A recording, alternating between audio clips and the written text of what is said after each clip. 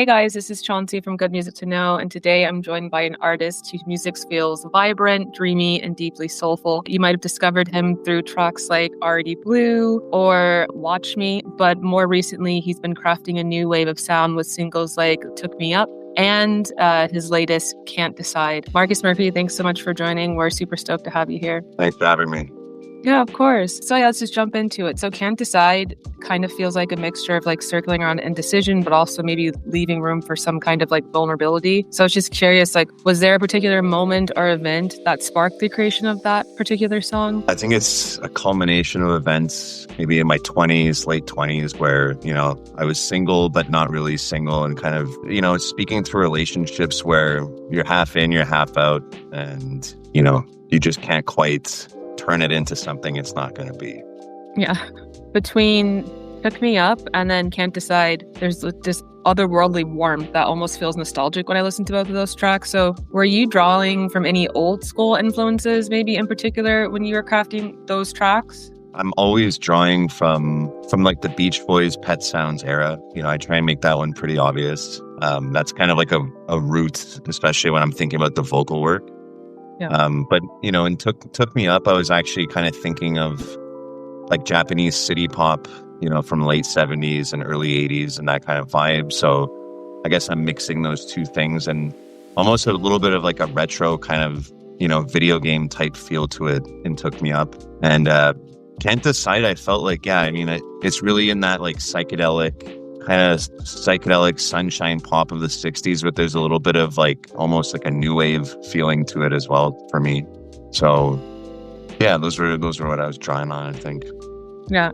There's definitely duality in your work between like retro elements and more futuristic elements, which is what kind of draws me in. And then, so like looking back at your past work, do you still feel connected to songs maybe like Watch Me or Vessel Made for Two, or do those kind of feel like snapshots of an earlier version of you? Yeah, they do feel like snapshots. So it's still the same band that I play with to record them, but they were from a different era, and I feel like I was still learning a lot when I was doing those songs, especially how to sing. I mean, I'll be honest, like, I kind of had to teach myself how to sing, and that was a moment where when I was recording stuff like Watch Me, for instance, like I would try and get that lead vocal, and I was sending it into my mixing engineer in Indiana, who was like an industry pro, and he would just be like, it ain't good. It's not done yet. Go back and do it. So I spent like months just trying to get the lead tracks from my own songs kind of done. And I really wanted to get things out there and start experimenting with production. So those were like a learning phase era for me. Yeah. And I feel like I've kind of turned a page now with the new material that's coming out. Yeah. And would you say you're like more of a perfectionist in the studio, or do you like thrive in the spontaneity? Like, what's your process like? Let's say it's a mix of both, because I am I think a bit of a perfectionist in terms of like it's not done till it's done. Especially now, I'm actually more comfortable taking more time. I really like to iterate a lot, so I think there's spontaneity in there. So sometimes, like with Can't Decide, the verse that I had originally written was completely different, but I just wasn't quite, it just didn't feel like it was home. And I iterated and then came up with a new verse kind of at the last minute. It just felt much better. So I was more comfortable to take the time to let it cook and, wait till it was really ready. Yeah. And let's say if you weren't making music, what do you think you would be doing? What else would you be doing creatively?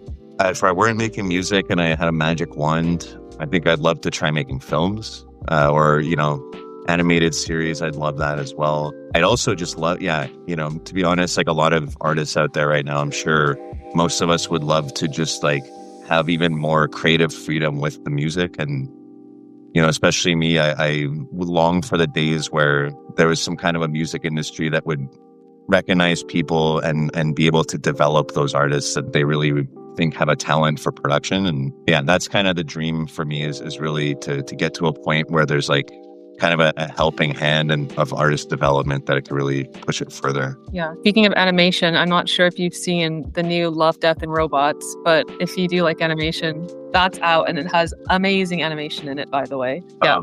It's a new one. I love that show. Yeah, I'm gonna check it out. There's a new one that just came out like recently, and there's one called like 300 Boys or 400 Boys. It's really well done. Yeah.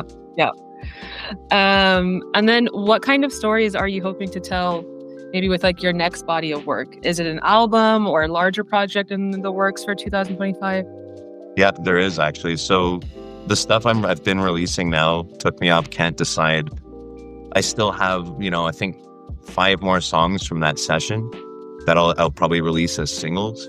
But actually, starting in a weekend or 2 from now, I'm going to be starting to record a full-length album that's going to be specifically timed for vinyl. So there'll be a vinyl press, vinyl release. I was approached by a pretty small record shop in Japan that is going to be printing Took Me Up and Can't Decide as a single in Japan. So I'll get my hands on some of those as well and start trying to sell that. But yeah, the vinyl is the big one.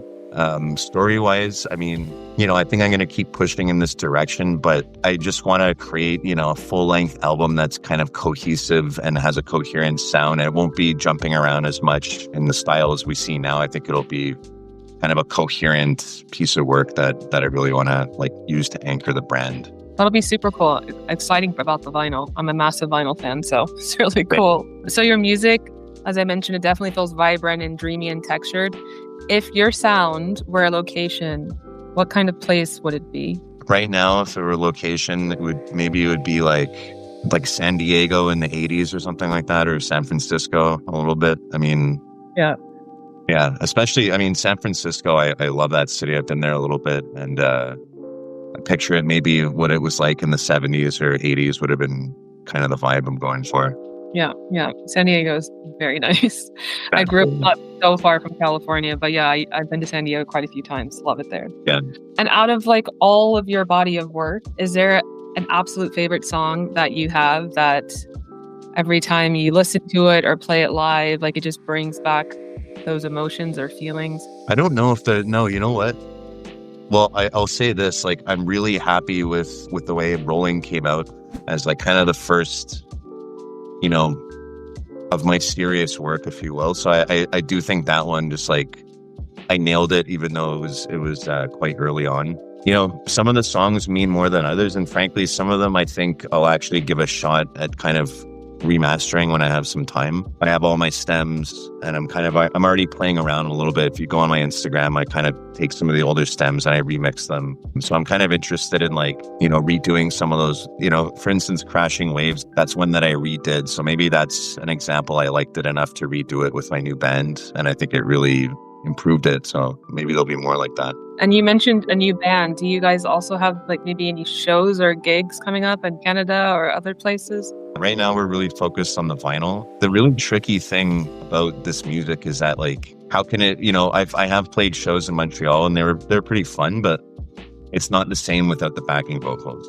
And it's a really, really tough element to find live performers for. So I do actually have some people I'm beginning to talk to with that. Actually, so it's quite a few girls in theater that are friends of mine. They're all very good singers.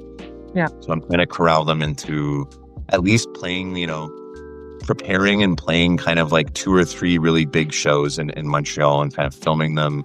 So that might be something to look at in late 2025 and hopefully get video out of that and recordings. But suffice to say, this kind of music it's really tough to get the band on stage that you need. You need you need a lot of voices. You need really good players. So it's tough. It's like a jungle didn't have all the backup voices that they have on stage. Well, yeah, you need it to kind of fill that space. I think they have a lot of people on stage. I think it was these Sinceres recently. They must have had 10 people on the stage.